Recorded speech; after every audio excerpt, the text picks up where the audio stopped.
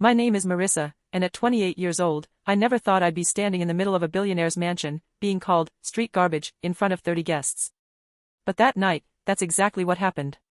I was sitting across from George Harrington, the CEO of Harrington Enterprises, a multi-billion-dollar tech company, and the father of my boyfriend, Daniel. I was trying my best to keep my cool while George's sharp, cold eyes locked onto me. My heart was racing in my chest as he spoke, making sure everyone in the room could hear. Street garbage, he sneered, his words dripping with disdain. In a dress she probably borrowed for this occasion. I could feel my body freeze. The words cut through me like a knife. I wanted to cry, to run away, but I couldn't. I had spent years fighting for every inch of success, and this man, this arrogant, privileged man, was trying to tear me down in front of everyone. But something inside me clicked. I couldn't just let him do that. Before I dive into how I reacted, I need to ask, where are you watching from right now? Comment below. And if you're enjoying this story so far, don't forget to like, subscribe, and hit that notification bell for more stories about how karma works in the most unexpected ways. Now, let me take you back. Just 7 months before that fateful dinner, I was working at a local bakery in a quiet part of Brooklyn. My life was simple, work in the mornings, classes at night, trying to make a name for myself in the world of digital marketing. The pay wasn't much, but the flexible hours gave me the chance to pursue my dreams. I just started taking night classes in graphic design, and while it wasn't easy balancing everything, I had a sense of purpose. That's when I met Daniel. Daniel would come into the bakery every morning at 7 a.m. to grab a coffee and a bagel. He was one of those regulars who, unlike most of the rushed city folks, actually took the time to engage with the people around him. He would smile, ask how I was doing, and make small talk, and I'd see him settle into a corner with his laptop, sipping his coffee slowly. Unlike the others, he never seemed rushed. And unlike his expensive-looking suits, he had this humble demeanor that caught me off guard every time. I'd jokingly comment about his daily routine, but he just laughed it off. One morning, I caught myself saying, "You must really like our coffee, huh?" He looked up from his laptop, his bright blue eyes meeting mine for a brief second. "It's not just the coffee," he replied. "I like the vibe here. The people, the energy, and, of course, the coffee." It was an innocent comment, but something about the way he looked at me made my heart flutter. I hadn't been used to kind gestures from men in my life, let alone someone who looked like he was from a different world. That was when I learned his name, Daniel Harrington. A few weeks later, we found ourselves talking more often during my breaks. Slowly, I learned bits and pieces about him, his job as a software engineer, his love for hiking, and his passion for photography. But I also realized something. Daniel came from money. A lot of money. He didn't flaunt it, but he was different from the rest of the customers. His car was sleek, his watch understated yet expensive. But he never made me feel like I was less than him. One evening, after a long shift, he asked me out for dinner. "There's this small Italian restaurant down the street," he said. "I'd love to take you there. When you get off." I wasn't sure how to feel. Sure, he seemed nice, but I had my doubts. I couldn't help but wonder if I was just some girl to him, the cute barista he could take out for fun. But then again, I had no reason to judge him. He was always kind, considerate, and respectful. So, I agreed. Our first date was perfect. The small, cozy Italian place, the wine, the laughter. I felt comfortable with him. He wasn't boastful about his wealth, but there was an underlying elegance about him. The conversation flowed easily, and we found ourselves talking about everything from our childhoods to our dreams for the future. After dinner, when he dropped me back at my apartment, he gave me a quick kiss on the cheek. "I had a great time," he said, his voice soft. And just like that, I felt something click. We continued seeing each other over the next few months.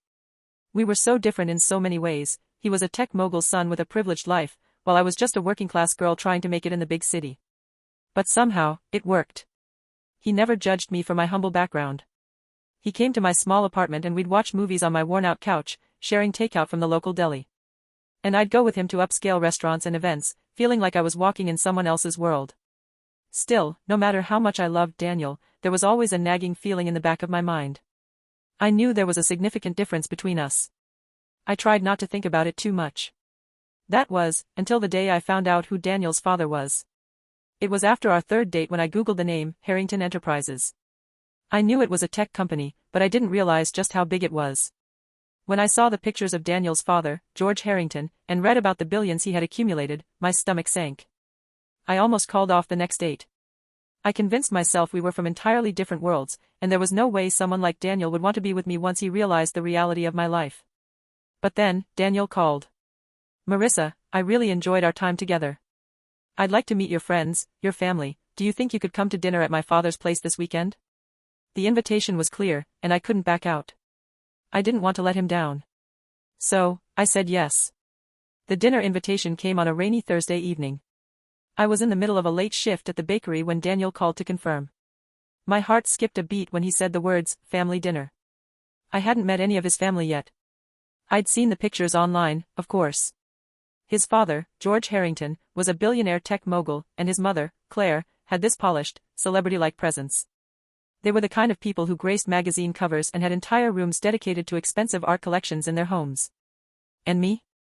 I was just a girl from Brooklyn, working 2 jobs, struggling to make rent each month. Still, Daniel's words made me believe it could work. He was different from the arrogant types I had encountered. His kindness felt genuine, like he wasn't just interested in impressing me but in truly getting to know me. So, when he asked me to join his family for dinner at their estate, I felt a surge of nervous excitement. I agreed without hesitation, though my stomach tightened as I realized I had no idea what I was stepping into. That weekend, I spent hours agonizing over what to wear. The thought of walking into a mansion where everyone would be dressed to the nines made me feel like I was underdressed just thinking about it. My apartment, with its peeling paint and cramped living space, seemed like a world away from the luxurious homes I had seen in the magazines that Daniel's family belonged to. I rummaged through my small closet, pulling out old dresses I couldn't afford to replace. Everything felt too plain. In the end, I borrowed a black satin dress from my best friend, Emma, who worked at a high-end boutique. It wasn't perfect, but it was the best I could manage, given my budget. The night of the dinner arrived. Daniel came to pick me up in a sleek black sedan that looked like it belonged in a James Bond movie. I hesitated for a moment when I saw the car, then forced myself to get in. We didn't speak much on the drive, but the silence wasn't uncomfortable. He held my hand across the center console, his thumb tracing soft circles on my skin. The closer we got to his family's estate, the more my nerves kicked in. The house was tucked away at the end of a long, tree-lined drive, its walls glowing warm yellow in the dim light of the street lamps. I was almost overwhelmed by the sheer scale of it. This was no ordinary mansion, it looked like something out of a movie, a sprawling, multi-winged estate with manicured gardens and expensive cars parked in front of the grand entrance. When we arrived, Daniel led me inside, holding the door open for me as we entered the massive foyer. The moment I stepped inside, I was hit with the smell of expensive perfume and polished wood. The grand chandelier hanging from the ceiling almost took my breath away. It sparkled like diamonds, casting an ethereal glow over everything. Marble floors stretched out beneath our feet, and I could hear the soft murmur of conversation coming from deeper inside the house. The walls were lined with portraits of people I assumed were members of the Harrington family, all with stern expressions and perfectly styled hair. We walked through the hallway, and I could hear the sound of laughter and clinking glasses from the dining room. Daniel squeezed my hand, sensing my discomfort. "You'll be fine," he whispered. "Just relax. My family can be a little overwhelming, but they'll warm up to you." I nodded, though I wasn't convinced. We entered the dining room, and immediately, all eyes turned to us. The room was filled with at least 30 guests, all impeccably dressed, exchanging small talk over glasses of champagne. At the head of the table sat George Harrington, his sharp eyes scanning the room as he gave a slight nod to acknowledge Daniel's arrival. He was tall, with gray hair cut short and neatly combed. His suit was so crisp, it could have been a billboard for luxury fashion. His eyes met mine, and I felt a slight chill run down my spine. He didn't smile or offer a handshake, just a curt nod. "Ah, Daniel.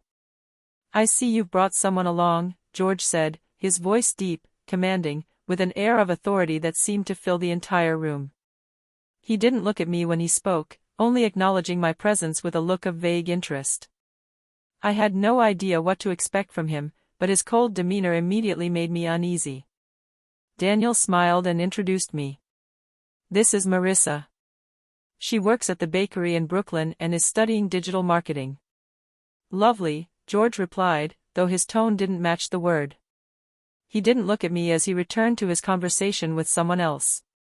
I could feel the weight of the room's attention on me, the whispers of judgment in the air. Dinner began, and I was seated at the far end of the table, directly across from George. The conversation around me was polite but superficial. People talked about stocks, vacations in Europe, and what their children were doing with their trust funds. The food was exquisite, delicate courses that I could barely pronounce, but I couldn't shake the feeling of being out of place. Every time I spoke, the conversations around me seemed to grow quieter, as if my words weren't meant to be heard. I tried to blend in, asking questions about their business or offering compliments about the house, but everything felt wrong. At some point, I found myself lost in thought when I felt a sharp gaze directed at me. George was watching me from across the table, his eyes narrow. "You don't belong here, do you?" he asked, his voice cutting through the chatter. Everyone fell silent. My heart skipped a beat. I had been trying so hard to make a good impression, to blend into this world I didn't belong in, but now it was clear, he had seen through me. "Excuse me?" I asked, trying to keep my voice steady. "Street garbage," George sneered. "In a borrowed dress." His words were slow and deliberate, making sure everyone at the table could hear. I felt the blood rush to my face, and I could hear the gasps from around the table. The entire room had gone still. My hands clenched around the stem of my wine glass, but I didn't let the tears fall. I wasn't going to let him see how much his words had hurt me. Daniel squeezed my hand under the table, but I didn't look at him. I was too focused on George and the burning rage building inside me. "Excuse me," I said quietly, standing up from my seat. "I think I need to use the restroom."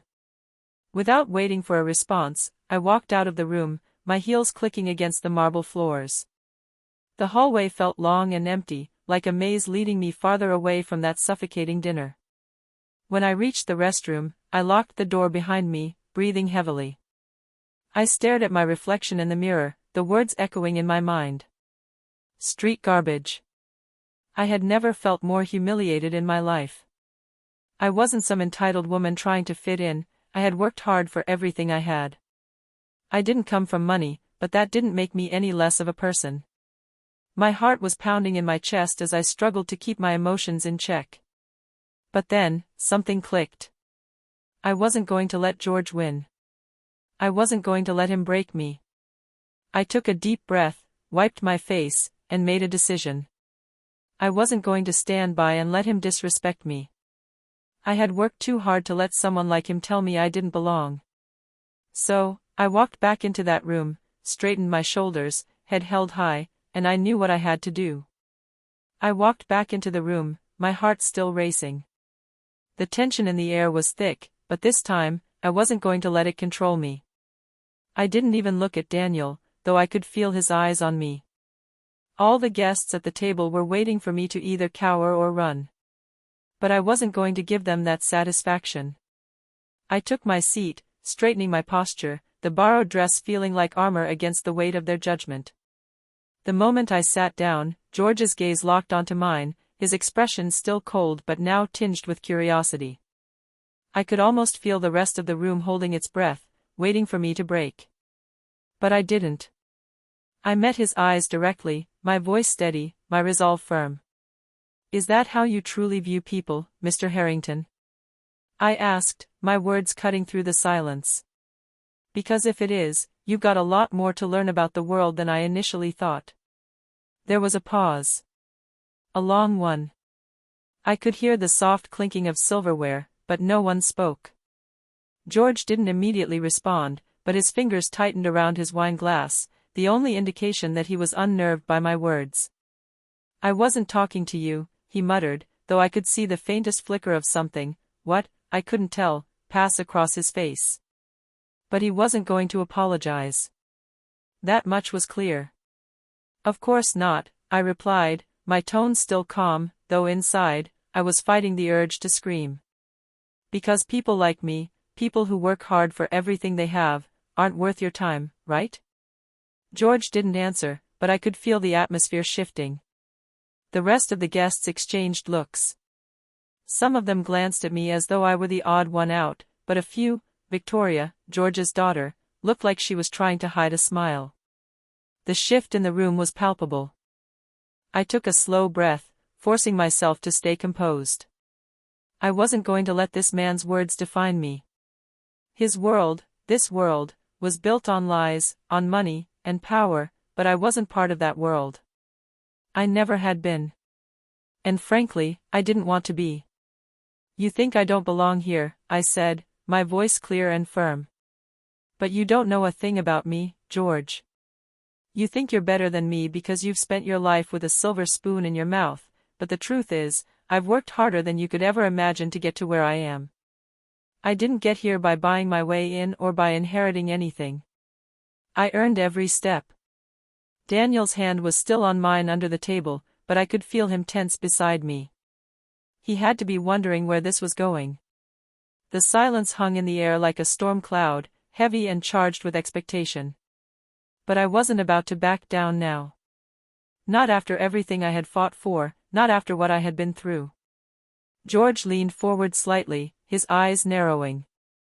"What are you talking about?" he asked, his voice low but menacing. "You think you can stand here and lecture me about hard work? About earning your way? You? You're nothing but a barista, a girl who barely scrapes by. What could you possibly know about my world?" I could feel the heat rising in my chest, but I didn't let it show. Instead, I sat back in my chair, my hands still gripping my wine glass, though I didn't take a sip. I was too angry. Too disgusted by the audacity of this man, who had probably never done an honest day's work in his life. I had a choice right then. I could either keep my mouth shut and let him continue humiliating me, or I could do something about it. And as the words bubbled up inside me, I knew I wasn't going to stay silent any longer. "You're right," I said slowly, "I'm not from your world. I don't have your money, your power, or your connections. But what I do have is something you'll never understand." I paused, making sure everyone at the table was listening, though they were all too stunned to say anything. I have integrity. I have the strength to stand up for what's right, even if it means losing everything. There was another long silence. George's face had turned a shade darker, but I wasn't going to let him intimidate me. I could feel Daniel's hand tightening around mine, but he stayed quiet. The guests at the table were shifting uncomfortably, unsure of how to react to the confrontation unfolding before them.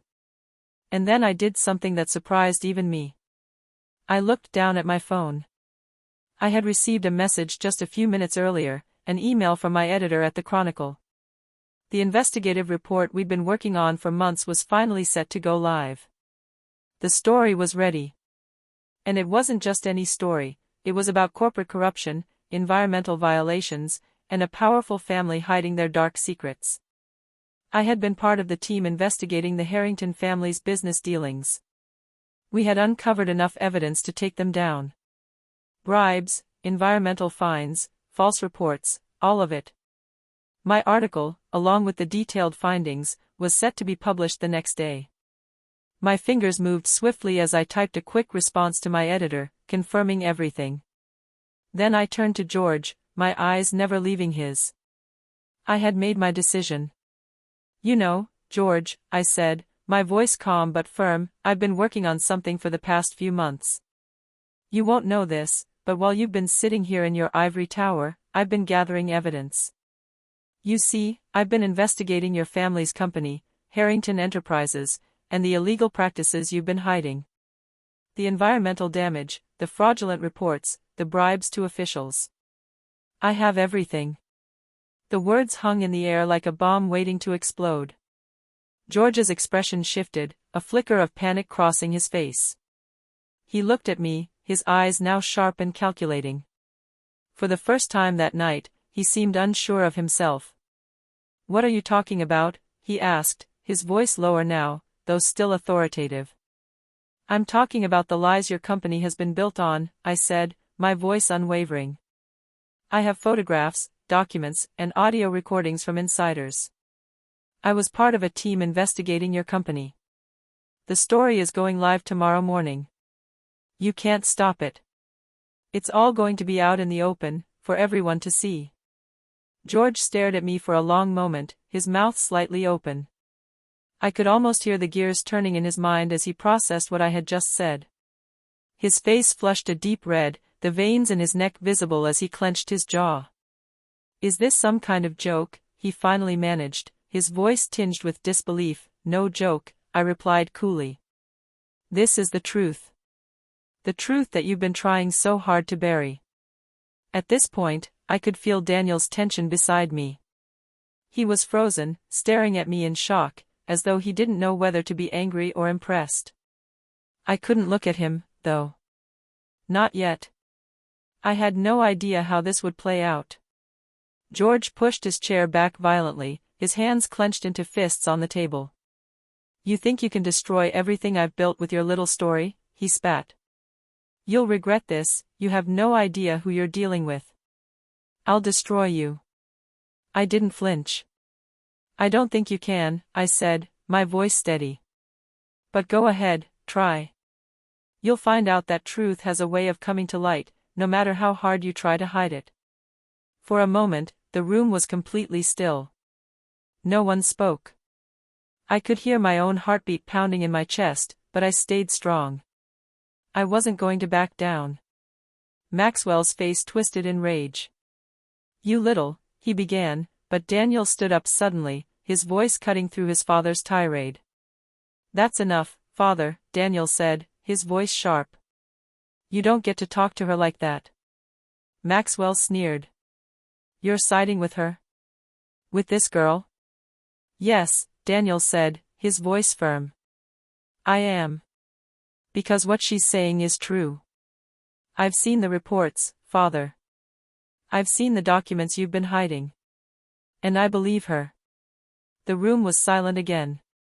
George's face turned a sickly shade of white as he looked between me and his son, disbelief and rage swirling in his eyes. "Daniel," he said, his voice shaky now, "you're making a huge mistake. Do you realize what you're throwing away?" "I'm not throwing anything away," Daniel replied, his voice cold. "I'm finally seeing the truth. And I won't stand by and watch you destroy everything just to save face. This stops now." The room seemed to hold its breath.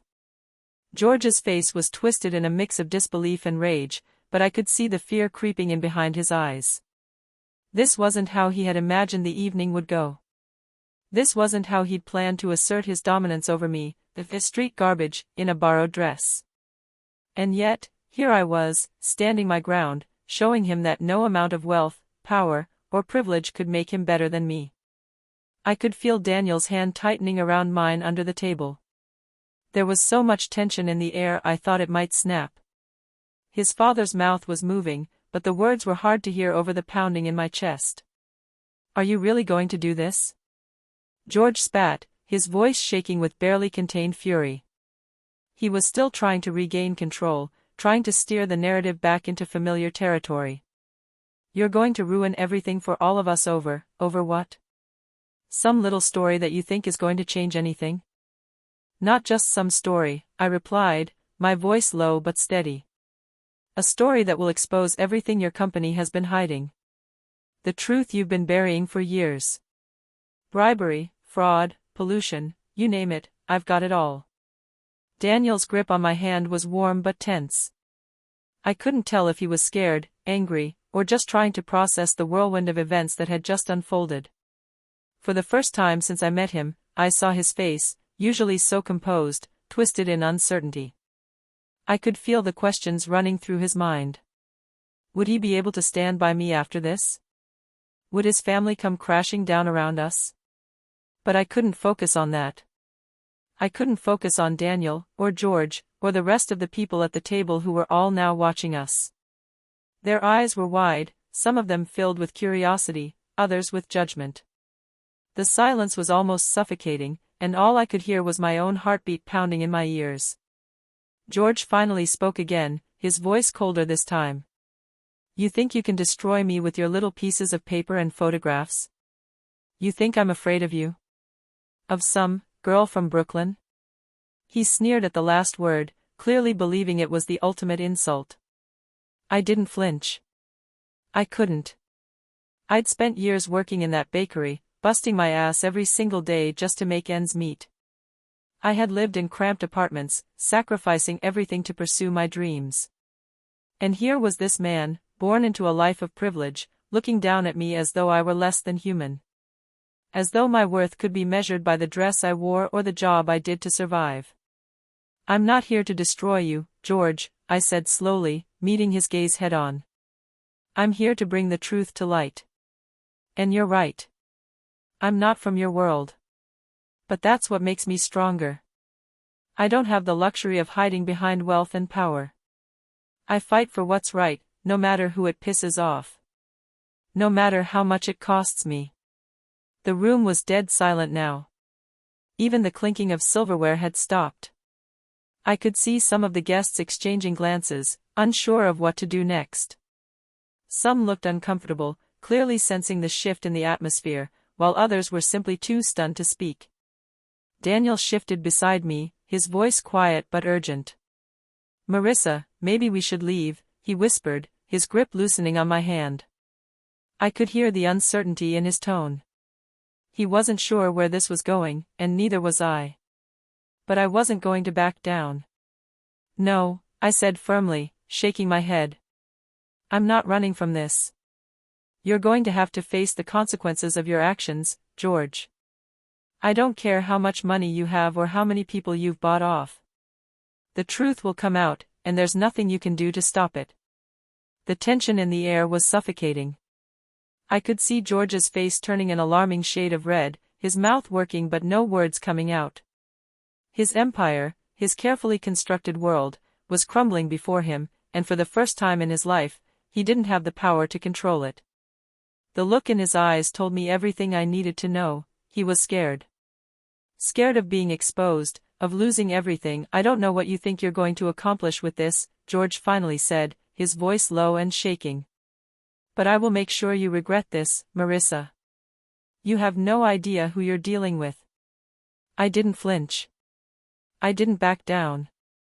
I had worked too hard to let this man intimidate me. "I know exactly who I'm dealing with," I said, my voice unwavering. "And that's the problem." For a moment, no one spoke. The room was thick with tension, the silence almost unbearable. And then, finally, Daniel stood up, his chair scraping against the floor as he rose to his feet. Everyone in the room turned to look at him, but he wasn't looking at them. He was looking at his father, his face a mask of cold determination. "I've had enough," Daniel said quietly, his voice carrying across the room. "This stops now." George turned to him, disbelief and anger flashing in his eyes. "What are you talking about, son?" "I'm talking about everything," Daniel replied, his voice firm. "I'm talking about your lies, your corruption, your cruelty. I've seen the evidence, and I can't keep ignoring it. I'm done being a part of this." A collective gasp rippled through the room. No one had expected this. Certainly not George. He stood frozen for a moment, as if trying to comprehend what his son had just said. Then, his face twisted into a sneer. "You're going to throw everything away for her," he spat, pointing at me. "For this girl who doesn't belong here? You think she's worth losing everything for?" Daniel didn't flinch. He didn't even hesitate. "Yes," he said simply. "Because she's the only one in this room who has any integrity. She's the only one who has shown me what it really means to stand up for something. What it really means to fight for the truth.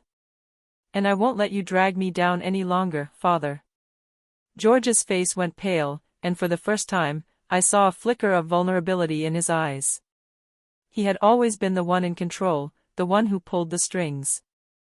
But now, everything he had worked for, the empire, the power, the wealth, was slipping through his fingers. "You're making a huge mistake," George said, his voice shaking with fury. "You'll regret this. Both of you." I stood up, my chair scraping against the floor. "No, George.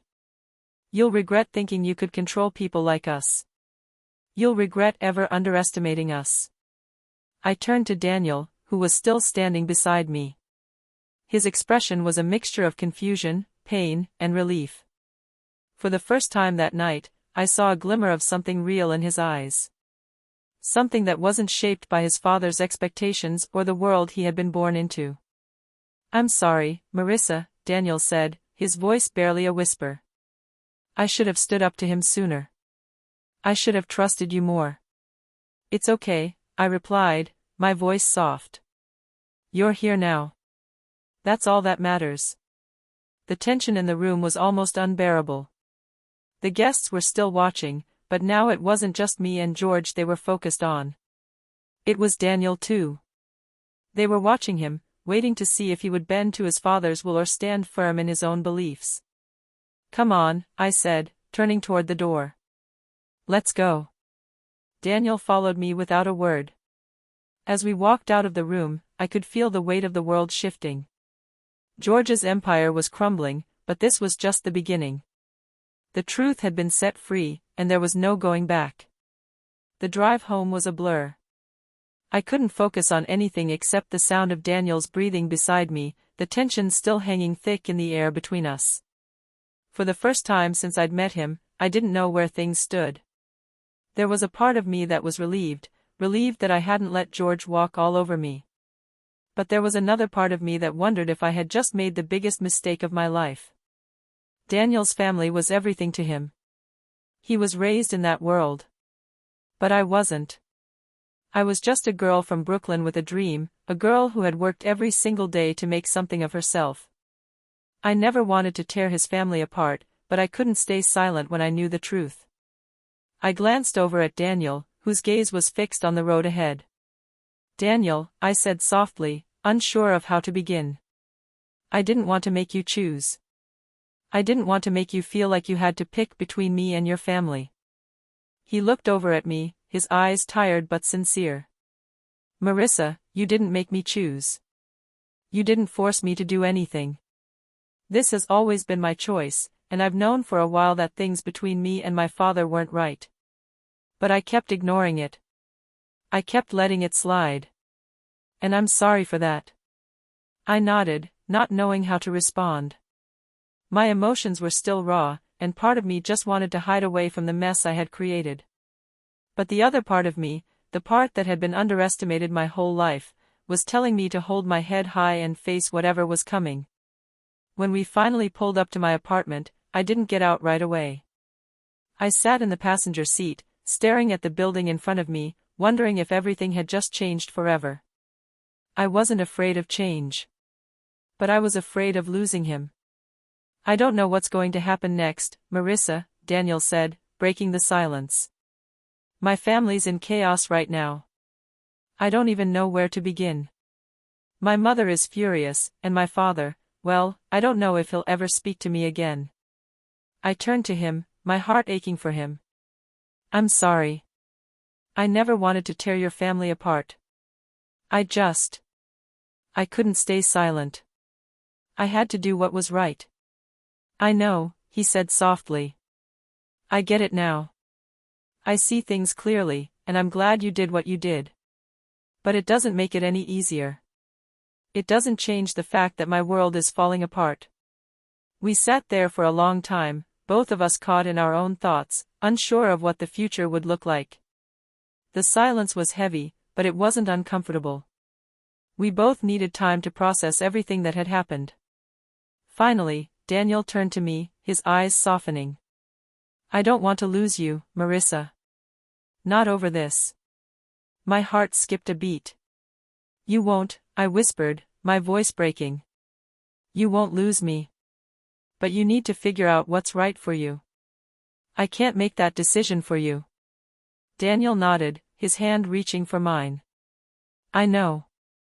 But whatever happens, I'm with you. I want to build something real, something that matters. Something that's not based on lies and power." A wave of relief washed over me.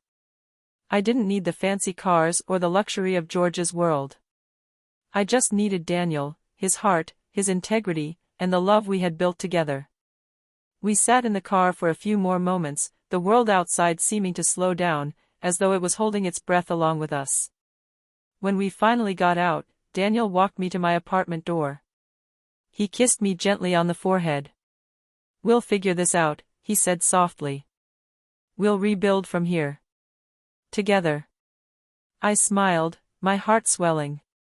Together. The next few days were a whirlwind. The story about Harrington Enterprises hit the press, and it spread like wildfire.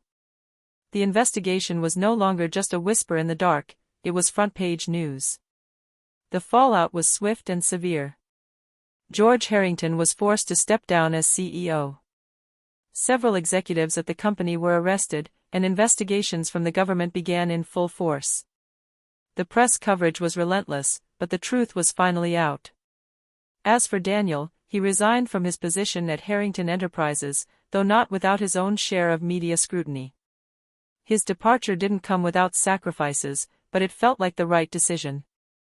He used his personal savings to start a new foundation, one focused on ethical business practices and environmental restoration. The foundation wasn't just about making money, it was about doing things the right way. I continued my work as a freelance journalist, writing stories about the impact of corporate fraud, and shining a light on the real people affected by greed and dishonesty. My career took off, with opportunities coming in from major outlets. I had built a name for myself, not through luck, but through my own hard work and dedication. As for Daniel and me, we worked hard to rebuild our relationship. We took it slow, but with complete honesty between us. There were tough moments, conversations that cut deep, misunderstandings, but we always came back to one thing: we were stronger together. We weren't bound by money or status. We were bound by shared values and the belief that truth and integrity could withstand anything. Months later, we returned to the small Italian restaurant where Daniel and I had shared our first date. It wasn't a five-star venue or a luxury affair, but it was perfect in its simplicity. We sat down across from each other, just like we had that night, but this time, it felt different. This time, we were building something real. As we ate our dinner, Daniel reached across the table and took my hand. "I've been thinking," he said, his voice quiet but sincere. "My grandmother once told me something that stuck with me. She said that the measure of a person isn't what they have, but what they stand for. What they're willing to fight for." I smiled, feeling my heart warm at his words. "She sounds wise." "She is," Daniel said, his gaze steady on mine. "And you've taught me that too. You stood up to my father when no one else would. You held a mirror to my family's failings. You helped me find the courage to chart my own path. You stood with me when it would have been easier to walk away. I couldn't be prouder of you." Tears welled up in my eyes as I squeezed his hand. "That took just as much courage," I whispered. Later, we walked along the same river where he had first told me he loved me. The stars above us seemed to shine a little brighter that night. As we walked in silence, I reflected on everything that had happened, the pain, the heartbreak, the loss, but also the strength, the growth, and the love that had emerged from it all. Maxwell's cruelty had been the catalyst for our transformation. His words, meant to tear me down, had actually set me free. In the end, I had learned something I would carry with me forever: our worth is defined not by others' judgments but by our own actions and integrity. Sometimes, it takes being called garbage to discover that you are actually gold. Thank you for listening to my story, and remember, sometimes the people who try to break you end up giving you your greatest strength. If this story resonated with you, don't forget to subscribe to Dear Karma, and hit that notification bell so you never miss a moment of inspiration. And if you've ever had a moment where you stood up for yourself against someone who underestimated you, leave a comment below. I'd love to hear your stories.